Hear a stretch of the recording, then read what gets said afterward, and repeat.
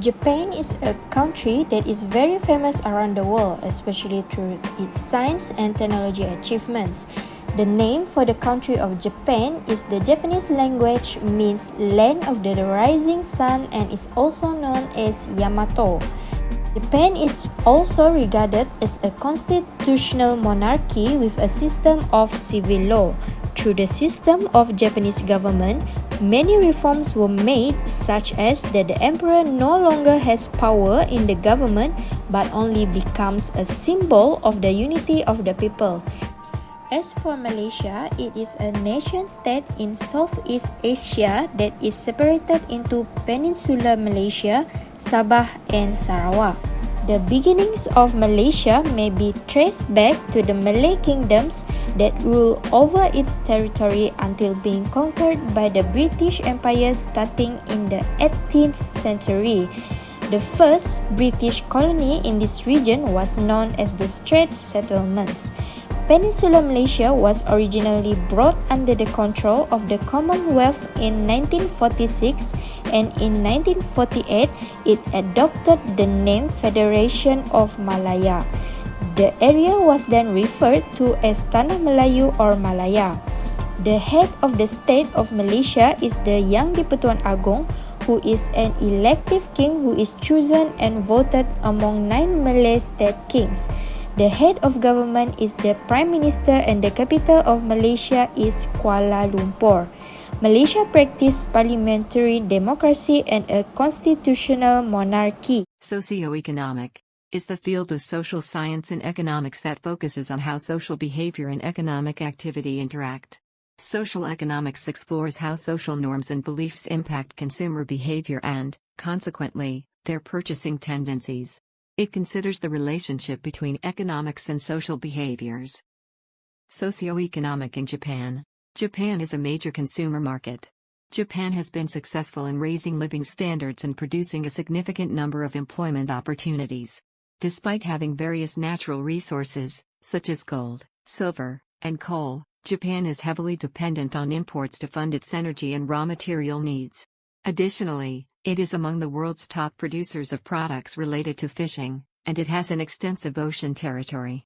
Some of the major industries that are currently dominated by Japan include biotechnology, nanotechnology, and automotive.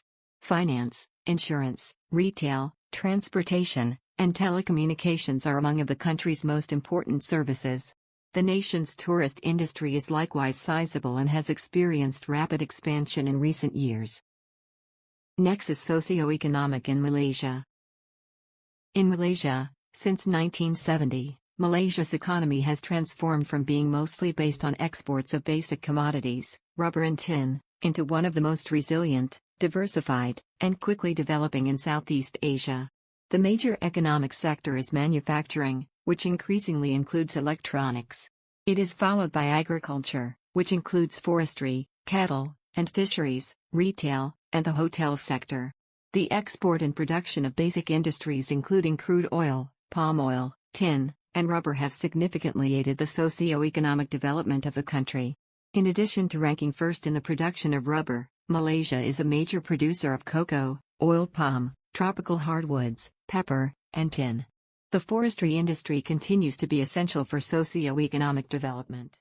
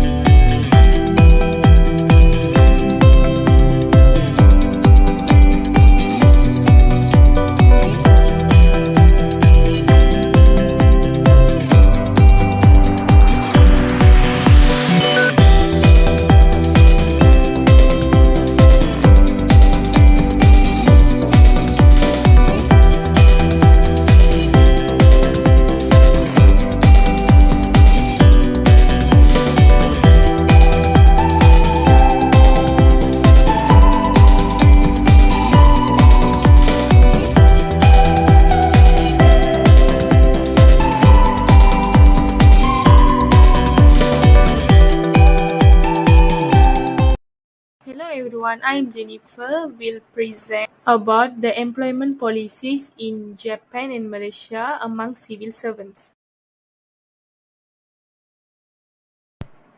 According to the National Public Service Act of Japan, the civil servants or other government officials in Japan are mandated to work on Saturdays and Sundays or in a 24 shift system. Which means they are working around 38 hours and 45 minutes per week for each month. Starting in April 2023, the Personnel Agency suggested reducing the minimum working hours under the flexible workplace system for government employees from 6 hours to 4 hours. In the aspect of minimum wages, Japan's minimum wages was enacted in the minimum wage law, which ensures that minimum wages are paid in order to protect employees' livelihoods and raise the standard for the labor force.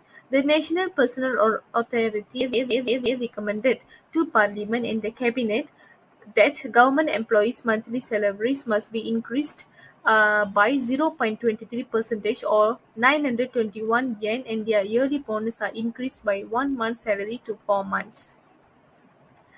In the aspect of overtime, is not allowed for Japan civil servants to exceed 360 hours per year, especially workers handling parliamentary affairs such as preparing written response by cabinet ministers to questions from lawmakers in parliament have a year annual cap of 720 hours. So because of these reasons, some civil servants in Japan are not allowed to work in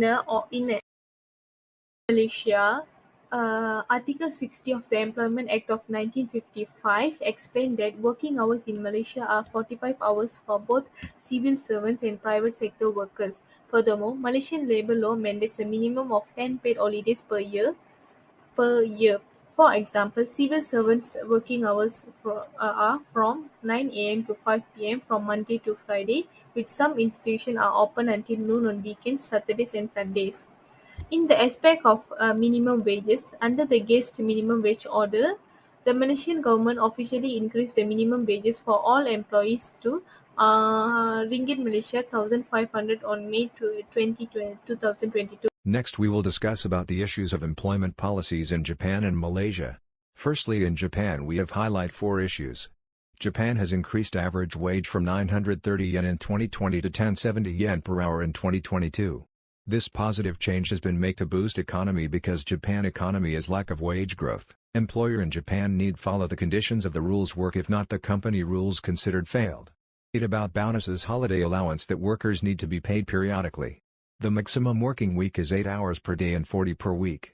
The limit of overtime rate for Japanese workers is not more than 60 hours per month. Meanwhile, employment policy issues in Malaysia have led to improvements in the framework. Malaysia has raised the minimum wage for workers from Rm 1,200 in 2020 to Rm 1,500 in 2022 to maintain the population's standard of living. Malaysia has reduced the weekly maximum for normal working hours from 48 hours to 45 hours. This issue is to avoid health problems due to extreme work pressure. Then workers who work overtime must be paid more, which means they need to be paid at least 1.5 times the normal hourly rate, and the allowed limit is 104 hours in a month. Employees cannot be forced to work more than 12 hours in a day, including overtime, by their employer.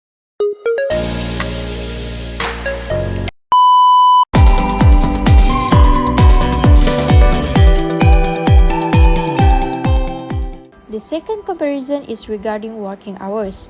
The implementation of working hours policy in Malaysia and Japan can be compared. The maximum work week in Japan is 8 hours each day. According to Japanese employment law, employees must take 1 day off every week, while Malaysia has decreased their weekly restriction from 48 hours to 45 hours and 1 day off. From this, we can observe that the working hours in a week in Malaysia are longer than those in Japan. Although the policy of working hours per week in Malaysia is higher than the working hours per week in Japan, the work pressure in Japan is higher than the work pressure in Malaysia, and the work culture in Japan is a visible example of how employees are subjected to intolerable stress and strain from their jobs. Moreover, this culture is challenging to control because it is already adapted to Japan's working culture from before. The third difference is about overtime. Overtime in Japan and Malaysia. The limitation on the overtime rate for Japanese workers is that they must work no more than 60 hours per month, while in Malaysia, the maximum hour limit for overtime work allowed to be done by an employee is not to exceed 104 hours in a month. Malaysia's overtime hours are longer than in Japan, but the issue of overtime work is more serious and severe in Japan because Japanese workers work extreme overtime until the creation of the cultural term karoshi, which means death by overwork. For instance, a survey of 10,010 teachers in Japan was conducted where they need to work overtime 293 hours, 46 minutes per month. Working more than 100 hours over the normal schedule in the month before the commencement of a health issue is referred to as karoshi in the Industrial Safety and Health Act. According to the Ministry's 2021 White Paper on Strategies to Avoid Karoshi, or Death from Overwork, stressed employees are more likely to commit suicide before developing mental illness.